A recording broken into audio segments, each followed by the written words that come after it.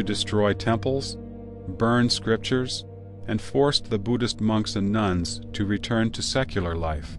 Neither was it any softer in destroying other religious places.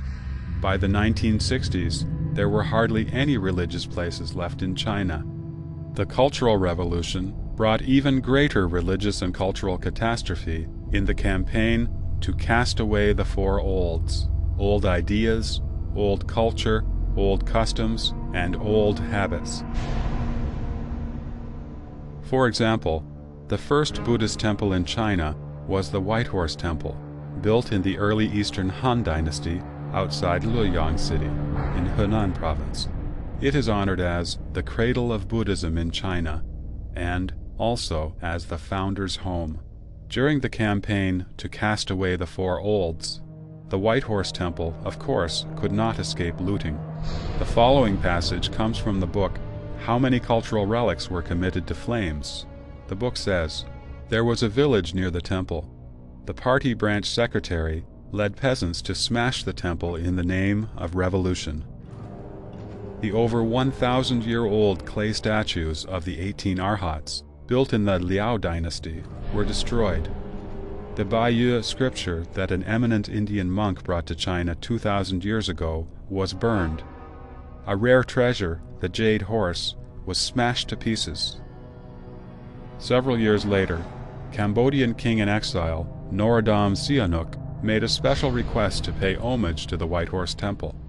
Zhou Enlai, the Chinese premier at the time, hurriedly ordered that the Bayeux scripture, stored in the imperial palace in Beijing, and that the statues of the 18 Arhats from the Temple of Azure Clouds, from Xiangshan Park near Beijing, all be transported immediately to the White Horse Temple.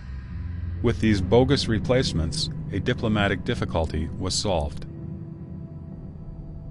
The Cultural Revolution began in May 1966. It was, in fact, revolutionizing Chinese culture in a destructive way. Starting in August 1966, the raging fire of the campaign to cast away the four olds burned the entire land of China. Regarded as objects of feudalism, capitalism, and revisionism, the Buddhist temples, Taoist temples, Buddha statues, historical and scenic sites, calligraphy, paintings, and antiques became the main targets for destruction by the Red Guards. Take the Buddha statues, for example. There are 1,000 colored, glazed Buddha statues in relief on the top of Longevity Hill at the Summer Palace in Beijing. After the campaign to cast away the four olds, they were all damaged. None of them has a complete set of the 5 sensory organs any longer. The capital of the country was like this, and so was the rest of the country.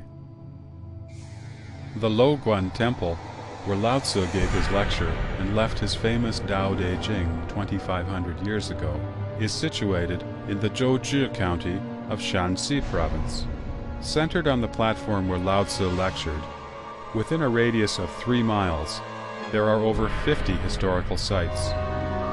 The Luoguan Temple and the other historical sites have now been destroyed, and all the Taoist priests have been forced to leave. According to the Taoist canon, once one becomes a Taoist priest, one can never shave one's beard or have one's hair cut. However, Taoist priests are now forced to have haircuts, to take off their Taoist robes, and to become members of people's communes. Some of them married daughters of the local peasants and became their sons-in-law. At the sacred Taoist places in Laoshan Mountain in Shandong Province, the Temple of Supreme Peace, the Temple of the Highest Clarity, the Supreme Clarity Temple, the Doumu Temple, the Huayan Convent, the Ningzhen Temple, the Temple of Guan Yu, the statues of the divine sacrificial vessels, scrolls of Buddhist sutras, cultural relics, and temple tablets were all smashed and burned down.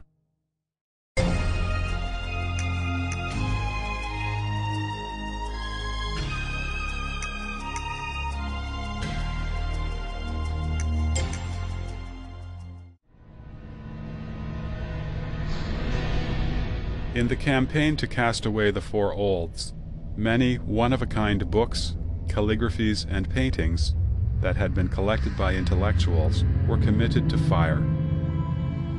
Zhangbo Jun had a family collection of over 10,000 books. The Red Guard leaders used them to make a fire to warm themselves. What was left was sent to paper mills and shredded to paper pulp.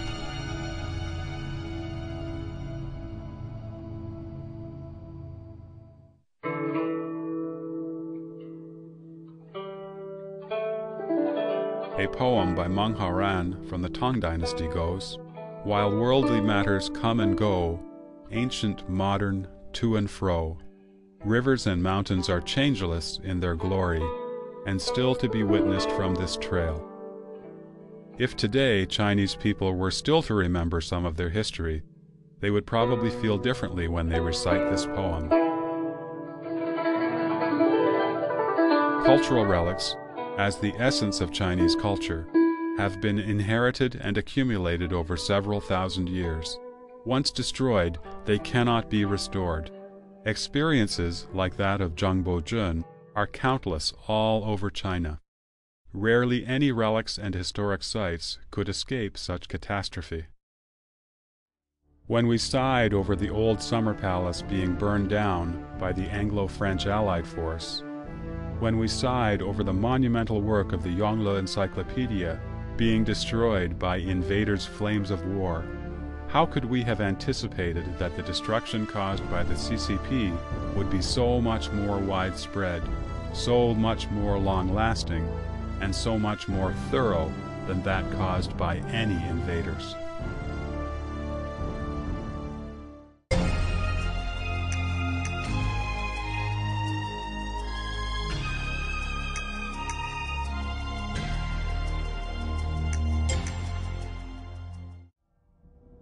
In the Mahayana Mahaparinirvana Sutra, said to be the last of Buddha Shakyamuni's Mahayana Sutras, he predicted that after his nirvana, demons would be reincarnated as monks and male and female lay Buddhists to subvert the Dharma.